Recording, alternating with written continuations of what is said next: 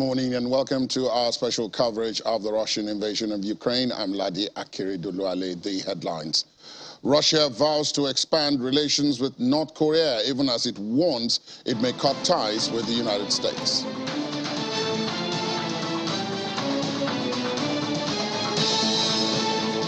First Ukrainian wheat ship under United Nations deal docks in Istanbul, Turkey.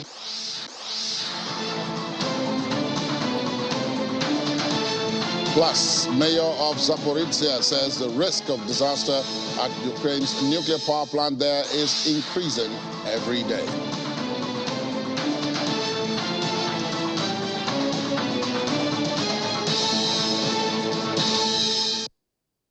We begin this morning with news that Russia is vowing to expand what it terms as its comprehensive and constructive bilateral relations with North Korea.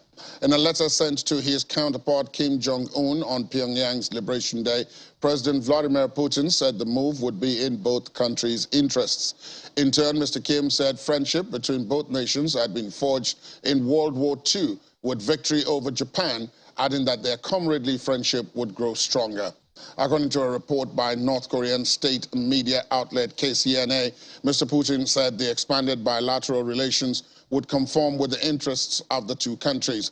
In his letter, Mr. Kim said the Russia-North Korea friendship forged in the anti-Japanese war had been consolidated and developed century after century, also adding that strategic and tactical cooperation, support and solidarity between the two countries had been put on a new high stage in the common front for frustrating the hostile forces' military threats and provocation.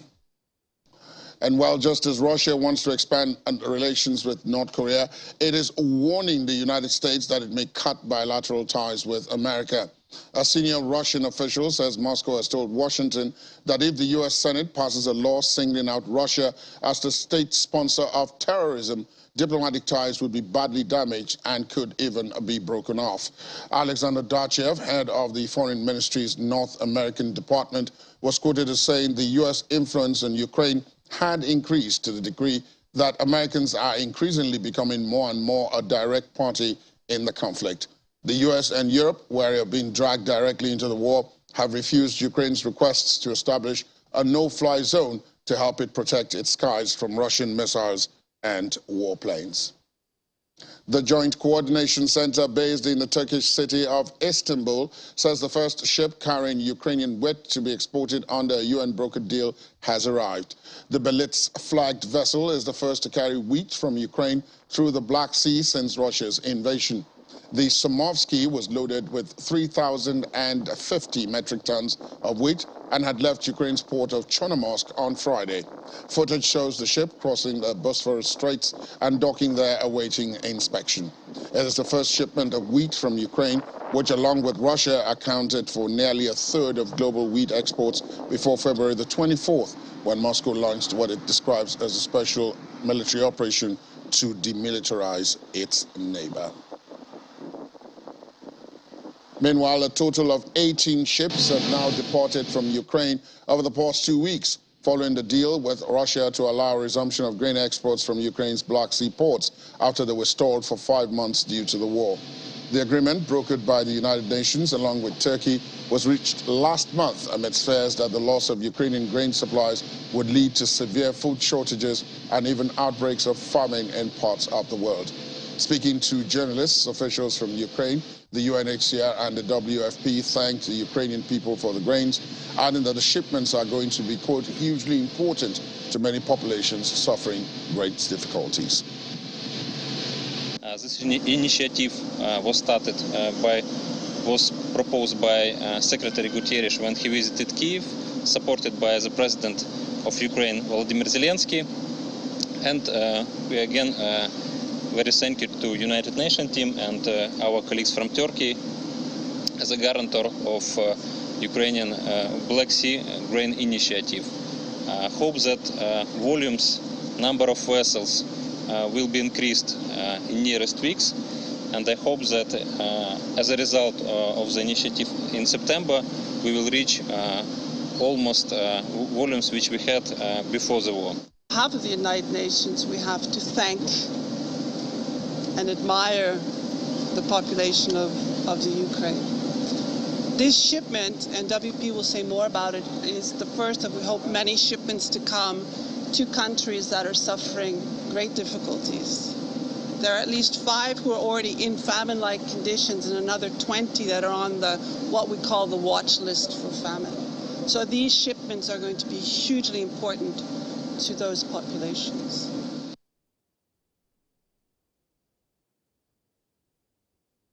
A UN-chartered ship, Brave Commander, is expected to arrive Africa soon after it finishes loading more than 23,000 metric tons of wheat in the Ukrainian port of Pivdeny. The ship, which arrived in the port near Odessa, will sail to Ethiopia via a grain corridor through the Black Sea, brokered by the United Nations and Turkey in late July. It will be the first humanitarian food aid cargo bound for Africa since Russia's invasion of Ukraine on February the 24th. Under the framework of the Black Sea Grain Initiative. From Ethiopia, the food will then be moved to Somalia, Yemen, Ethiopia, and Sudan. The ship will be taking 23,000 metric tons of wheat to the hungry people of Ethiopia via the port of Djibouti. This is the beginning, we hope, of more normal operations. The food of Ukraine fed 400 million people across the world last year. WFP purchased 880,000 metric tons, and we moved that food to Somalia, Yemen, Ethiopia, Sudan. Big message for us is that the world needs the food of Ukraine, and the World Food Program needs the food of Ukraine, and this is the beginning of what we hope is normal operations for the hungry people of the world. Staying with issues of Africa, South Africa's Minister of Defense and Military Veterans, Ms. Thandi Modise, has arrived in Moscow to attend the 10th Moscow Conference on International Security. This is at the invitation of the Russian Minister of Defense, General Shoigu. The conference, which takes place from today to the 17th, is expected to be attended by ministers of defense from different countries, as well as experts and key stakeholders in the military field, with objectives to share practical ideas and explore solutions on matters of global security. In a statement released this morning, Minister Modise is scheduled to have a bilateral meeting with the Russian Minister of Defense on the margins of the conference. South Africa and Russia enjoy cordial relations, as both countries have signed a number of military bilateral agreements.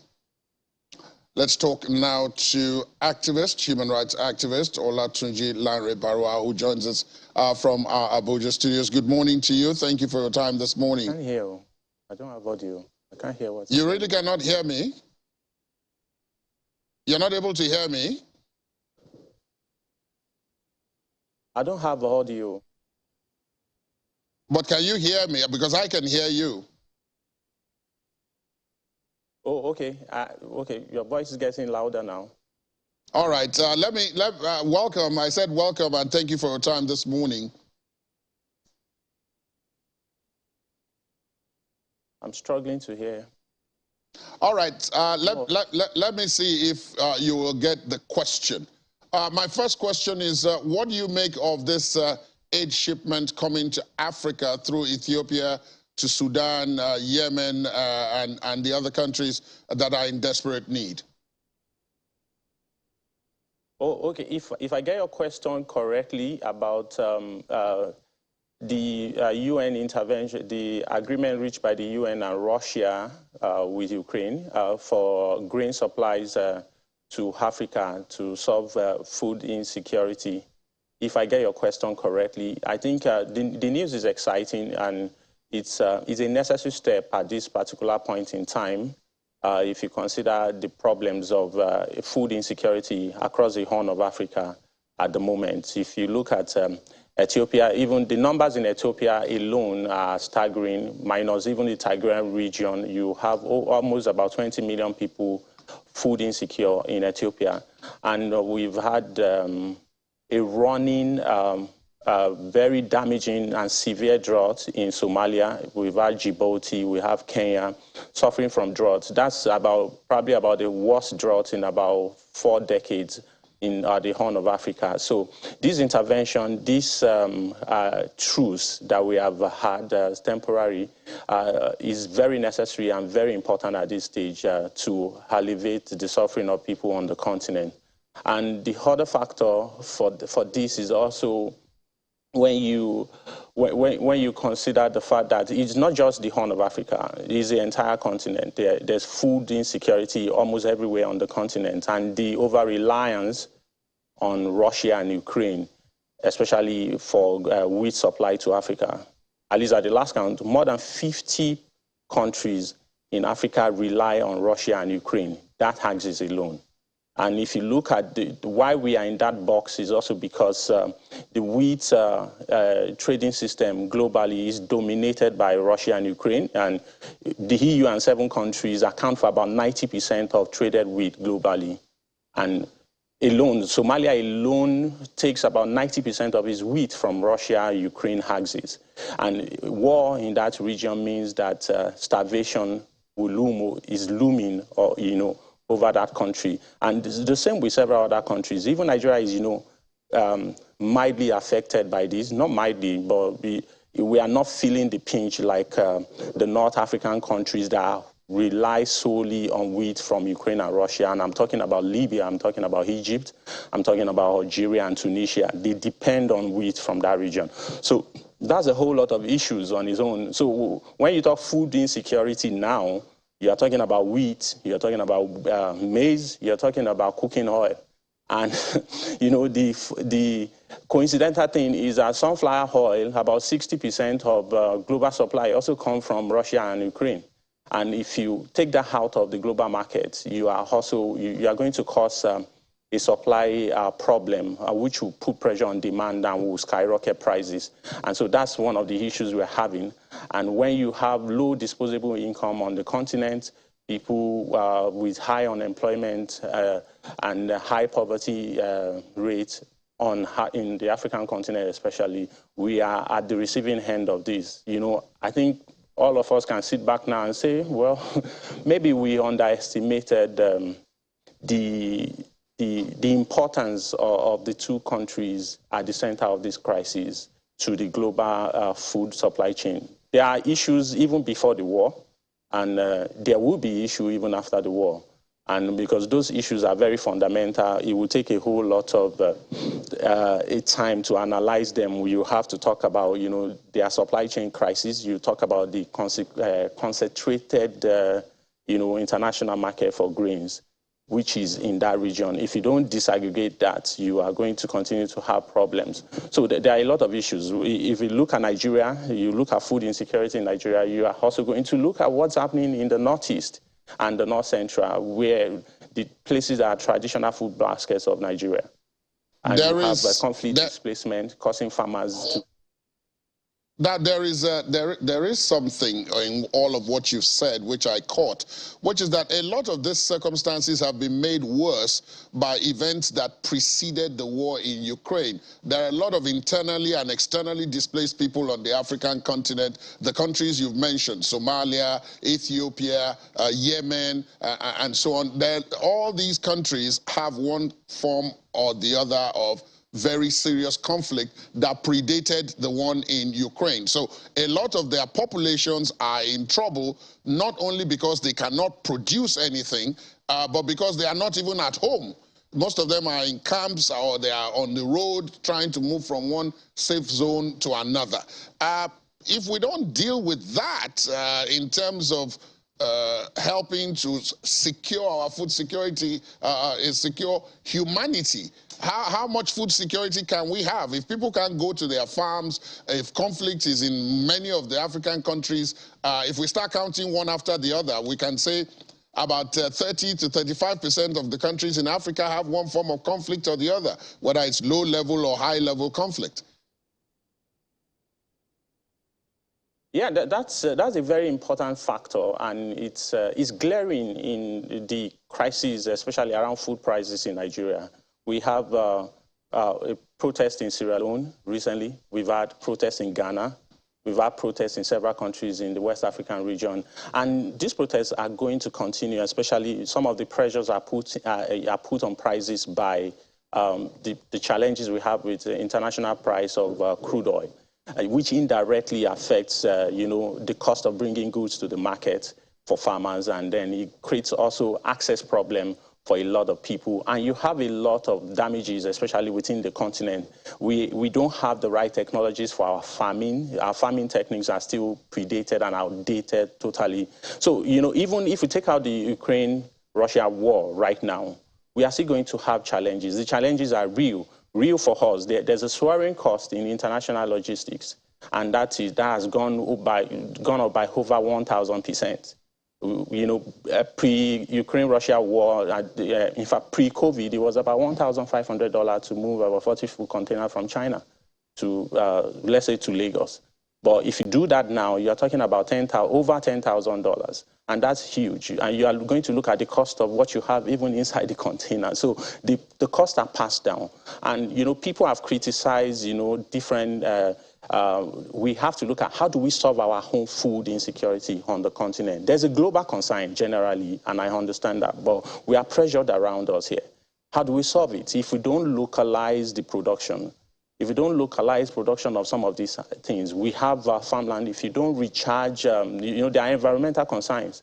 I remember there was a time President Buhari was going about the recharging of the Lake Chad Basin. If you recharge the Lake Chad Basin, if it's widened, if it's, revamped, you are going to have more water in the northeast region of Nigeria, even into Chad and Niger and northern Cameroon. And that will create, new fertile ground for farmers in that region and for herders, and it will alleviate and stop some of the conflict we are dealing with. You also have to look at, there are a whole lot of factors, new technologies. People are doing, there's this, seed fragmentation that they do, fermentation that they do now, which makes even farming easier. We don't have access to this kind of technology. So there's a whole lot of challenge that we have to deal with to solve food insecurity in Africa. And one of the most important one, if you look at the AfCFTA, the ease of doing business in Africa is complicated. It will probably be easier for the Dangote fertilizer to move fertilizers from Nigeria probably to Europe than to move fertilizers to Kenya, or to move it even to Lomé in Togo. So those are the ease of access for, even for local production on the continent. It's a problem which African leaders need to come to the table and talk about. So we are not paying enough attention. There's too much attention to our politics, to conflict on the continent that has taken, a lot of time out of our hands. We are not talking about real policy that will impact lives. And there's a whole lot of talk about subsidy and all that. Subsidy will not put food on the table. What it subsidy will not. does is probably make it easy.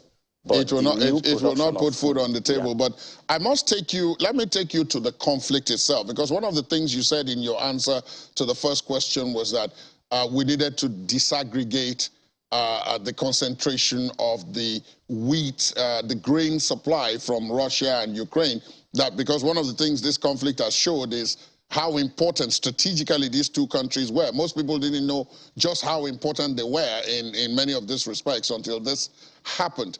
But while we work on disaggregating it, there is still the conflict though.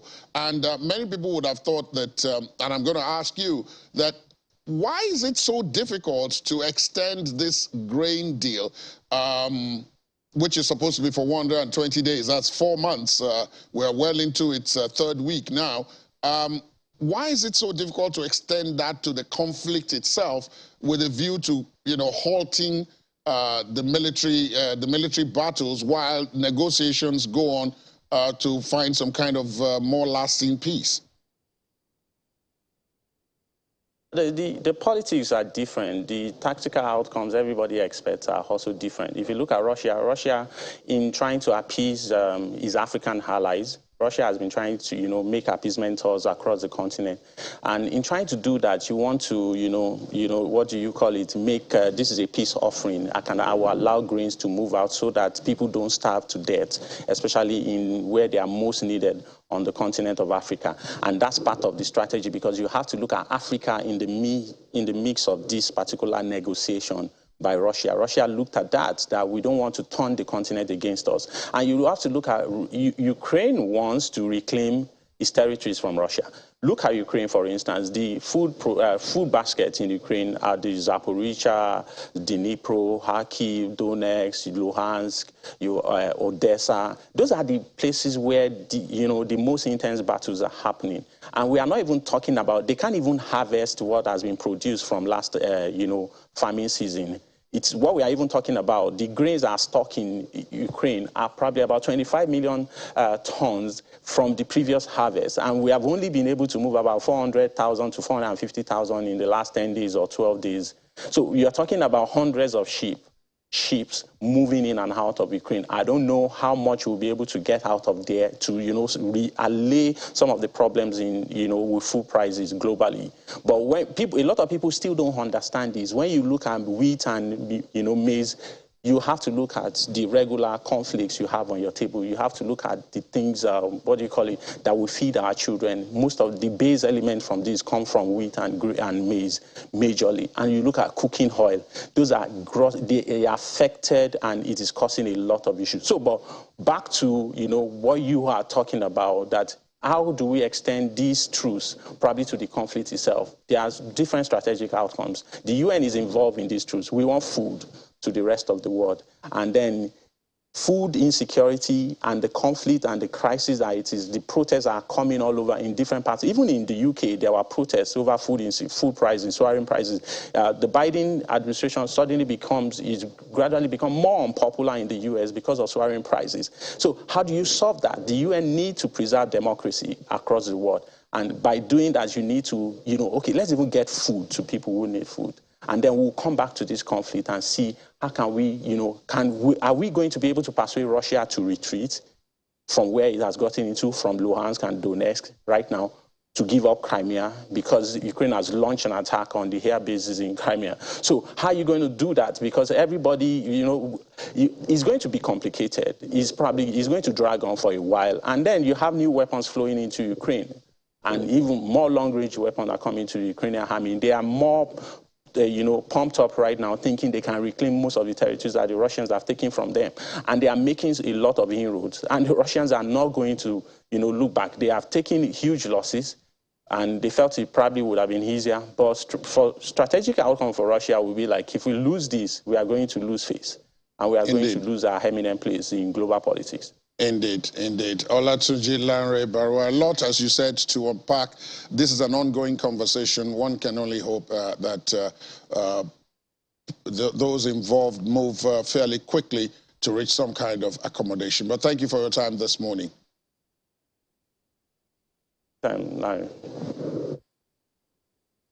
Still to come, Russia reopens its bond market to non-hostile investors.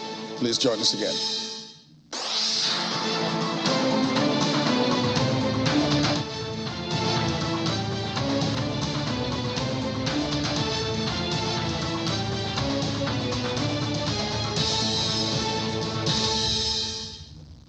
Thanks for staying tuned. Welcome back.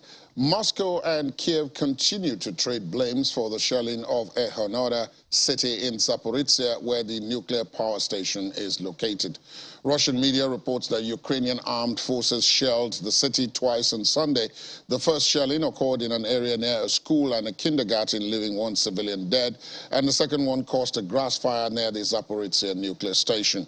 However, Ukraine denies these accusations, saying Russian troops instead fired multiple shells into the city on Sunday, causing civilian casualties. In addition, the Russian Defense Ministry said in a daily news release that Russian armed forces had hit a number of Ukrainian command posts in the past 24 hours and had taken full control of the settlement of Yude in Kharkiv region.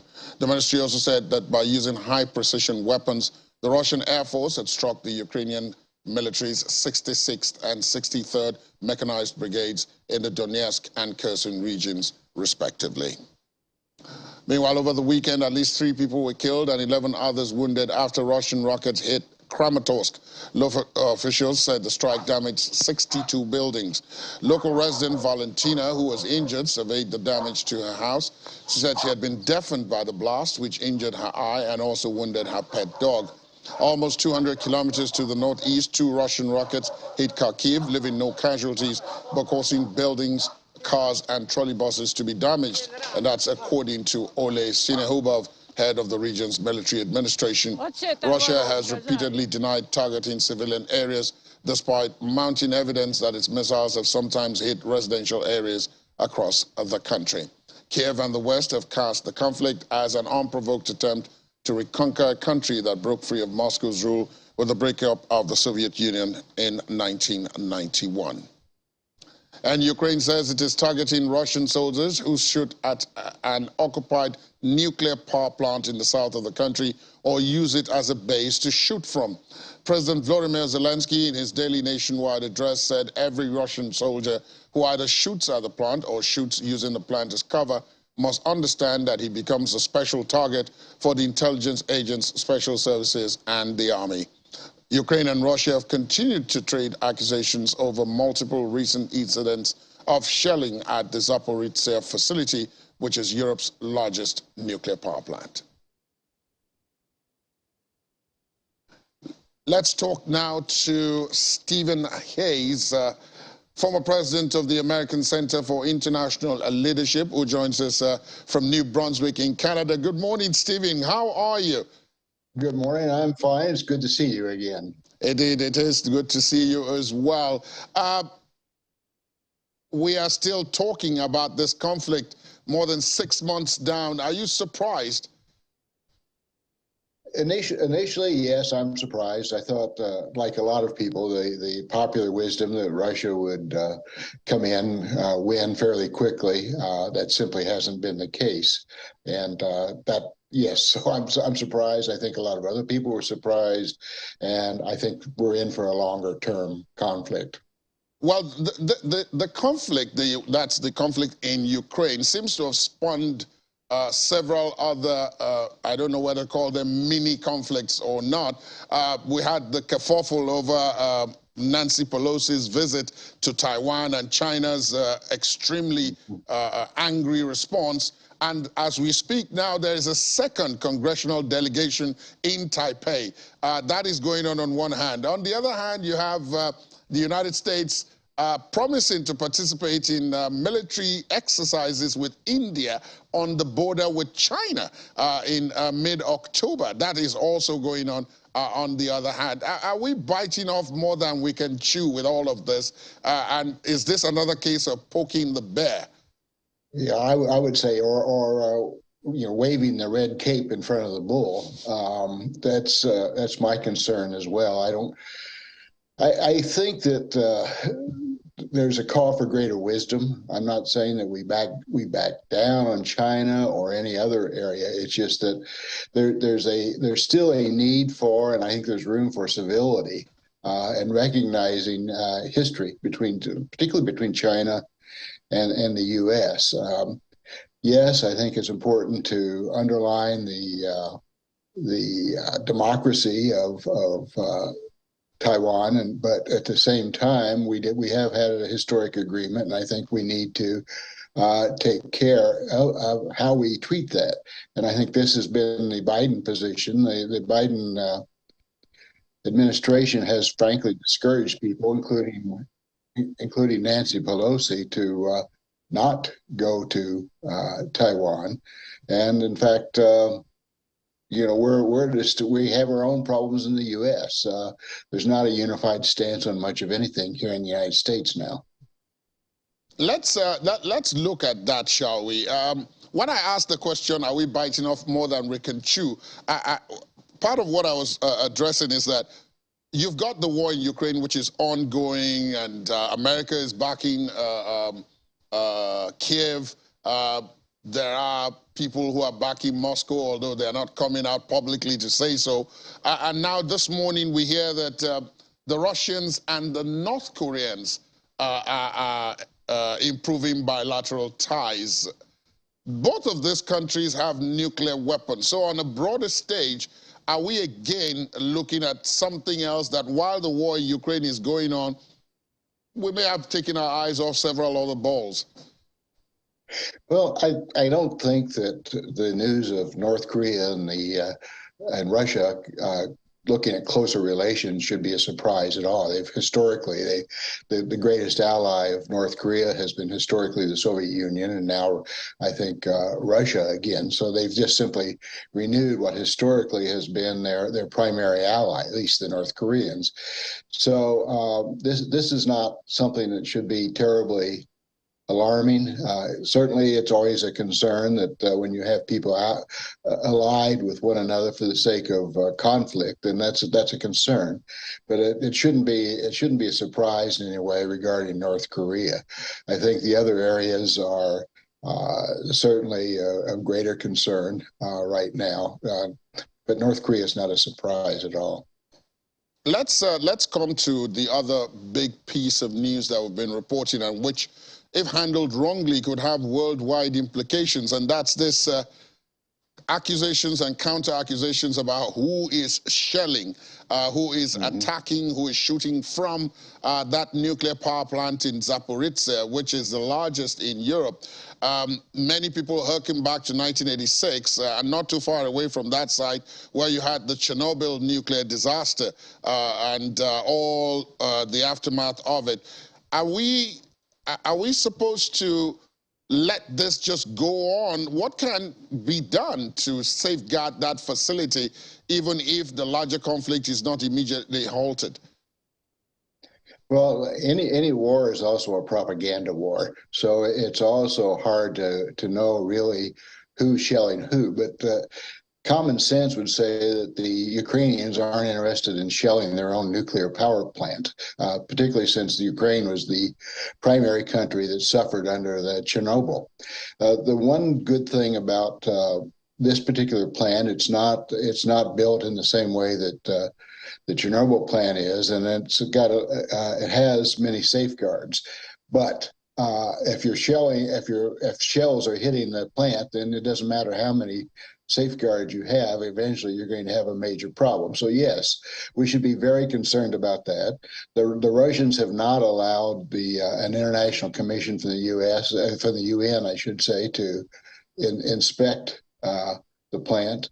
And so yes, obviously we have to be very concerned about that. If there were a nuclear accident even similar to the scope of Chernobyl, then we have a major problem, not simply for Ukraine, but for Europe and whoever is in the direction of the winds. Chernobyl still has not recovered from that. It's still an uninhabitable zone in parts, and that can only bear poorly for Europe as well as other parts of the world.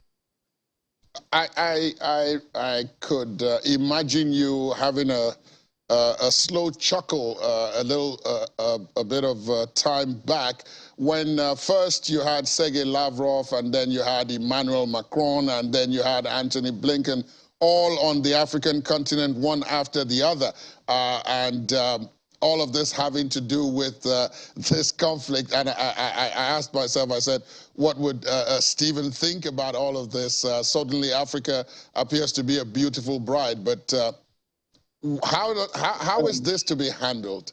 How does Africa handle this?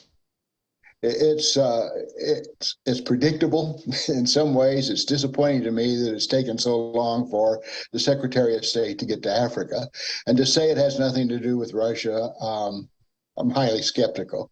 The thing is that we should have been in Africa much earlier.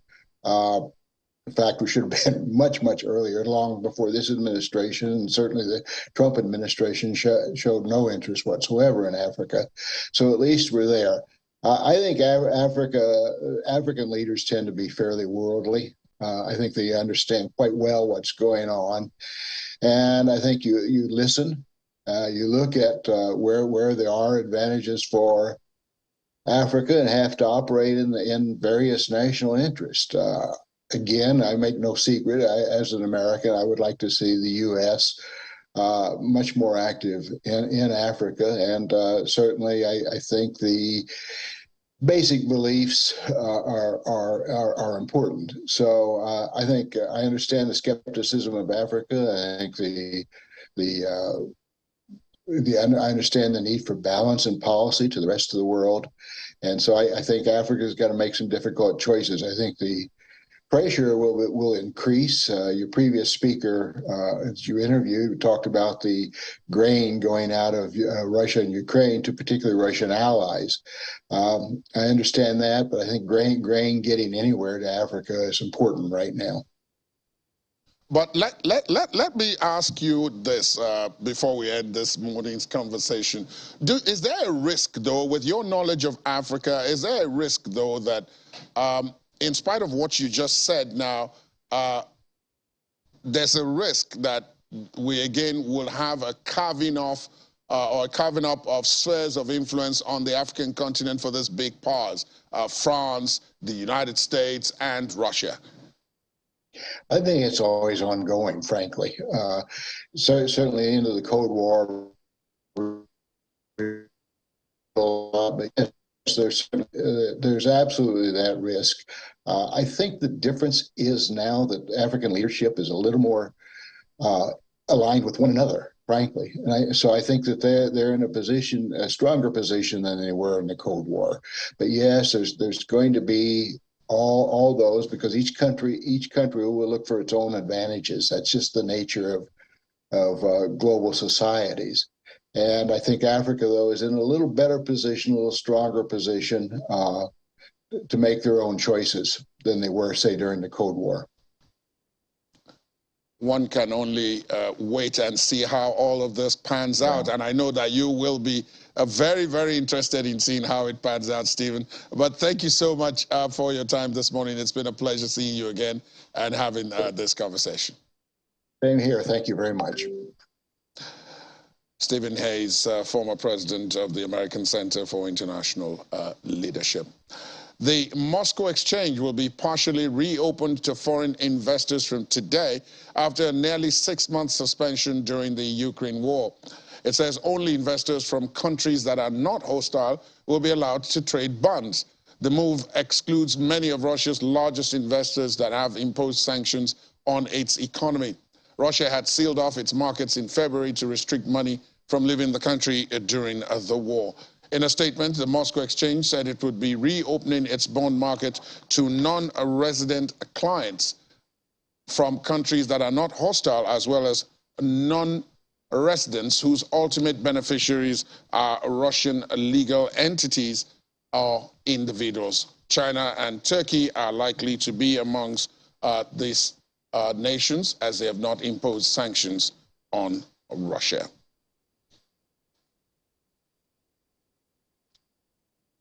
On this program, Ukrainians stock up on burning coal and firewood, electrical heating devices, and stoves as they gear up for a bitter winter than previous years. Please stay on with us.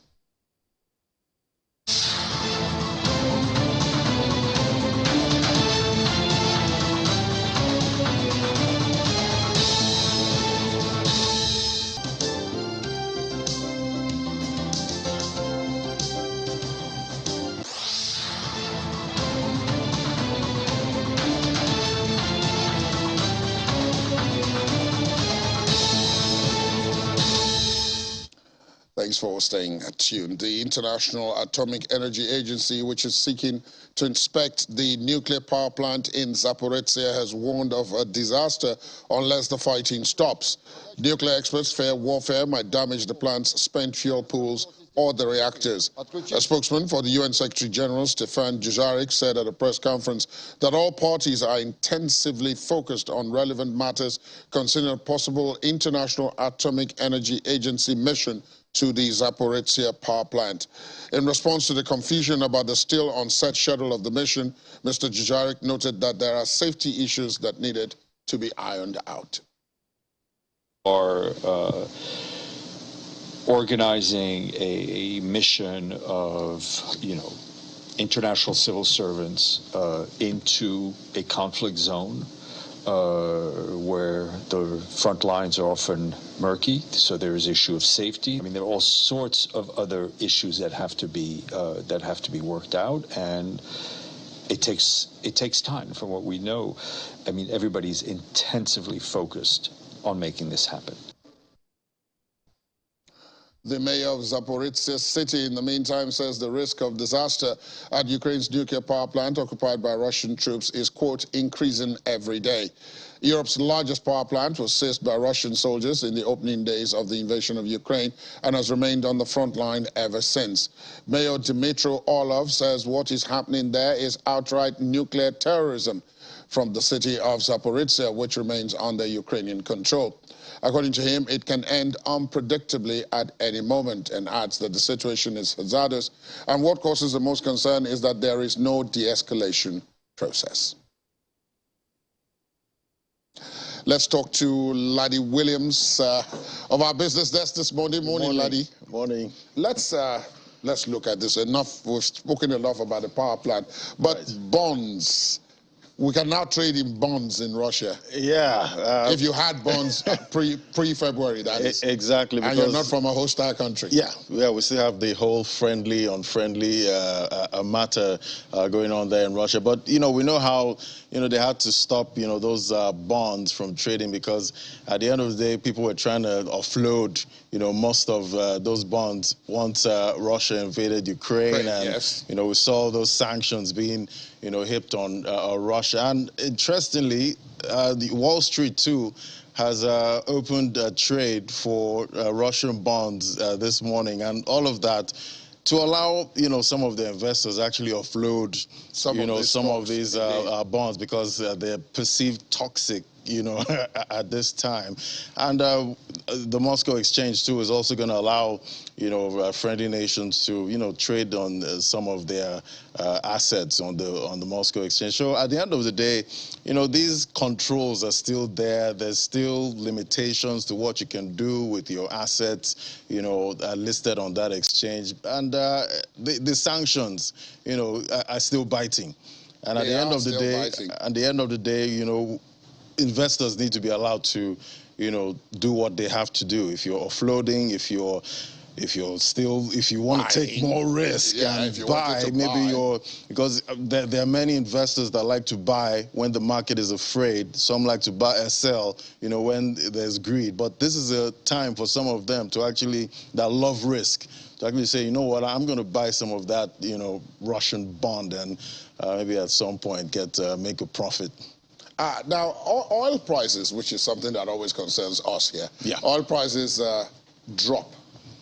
Yes, we've seen prices drop this morning. We saw Brent trade for about $97.88, WTI $91. So we've seen oil actually trading below $100 for a while now. It seems as if that $100 is like the glass ceiling. Exactly. It's become some kind of resistance at this point. And all of this happening this morning because, Aramco, the biggest oil trader and maker there, is saying that, we're going to ramp up production. We're going to ramp up output. At this point, they're going to do the maximum, about 12 million barrels per day. And the market has seen that and said, okay, that's a lot of supply into the market. And we're seeing those traders say, you know what, it's time to, sell off, some of what we're holding at this point. Because at the end of when you have supply in the market, price comes down. It's the supply constraints that actually prop the price up. So we're still seeing that seesaw movement in the price in the oil market at this time, and it looks like it's going to continue going forward because from my observation, I've seen the first half of 2022. Yeah. We saw oil do well, and risk assets like equities and others actually did poorly in the first half, but they're starting to pick up now. We're at this second half. We're seeing oil actually make a downward trend. Yeah, so we're seeing some kind of inverse relationship, at this point. The European consumer confidence, though, has continued to plunge, in spite of what you said, even though there does appear to be some renewed ideas and vigorous activity in the economies, but the consumers are not buying it. Yeah, they're not buying it because at the end of the day, we've seen consumer confidence in Germany that dipped about 9.3%. We've seen other parts of Europe like Spain, Italy is down about 2.8%. So consumer confidence, a couple of things, influence that? Number one, house prices, inflation. We've seen, how much we've seen new highs in inflation. Inflation in the UK and other places like that. Exactly, and all of that, influence consumer confidence, and this is consumers are pulled on every side at this point. We're seeing rising energy costs. They're paying so much for energy. They're having to pay so much, for food ever since Russia's invasion of Ukraine, and that's at the end of the day, as a consumer, there's a limit to what you can take, with rising prices. So it's all about inflation right now, but happily we saw U.S. inflation actually simmer down a little, and we saw the markets react to that. They loved that that actually happened. So we're hoping going forward we could see inflation actually peak, so that we can get some, confidence with the consumers back. Back to the. Yeah. Indeed. Thank you so much, Ladi. Of course, Ladi and Ini John Mekwa of our business desk will be unpacking all these stories and others right after this program. That will be on Business Morning and then later on Business Incorporated. Thank you, Ladi. Ukrainians are gearing up for winter, stocking up on burning fuel, coal rather, and firewood, purchasing electrical heating devices and stoves, and renovating and reinforcing their houses, as this year's cold months will most likely get even bitter than previous years due to the lower than normal gas supplies.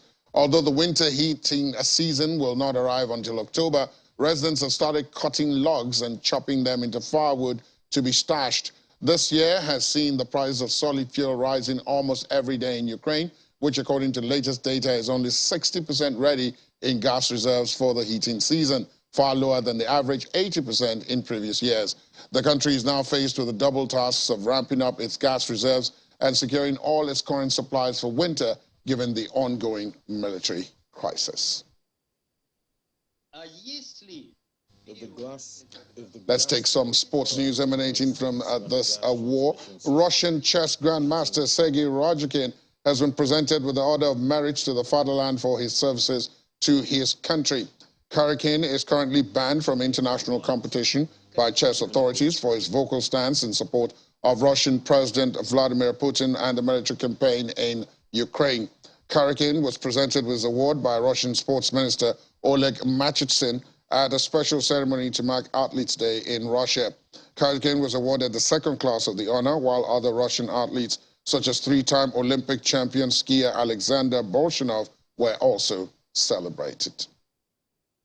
And finally, the World Boxing Association has approved the mandatory fight between light heavyweight champion Dmitry Bivol of Russia and Mexico's Gilberto Ramirez.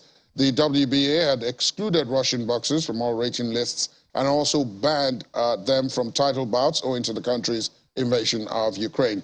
But the governing body said it exempted Bivol on conditions that a fighter without the national flag of Russia and the country's national anthem will not be played. That's the program this morning. Thanks for being with us. My name is Ladi Akere Duluale. It's a Monday. Do have yourselves a productive day and week ahead. Good morning.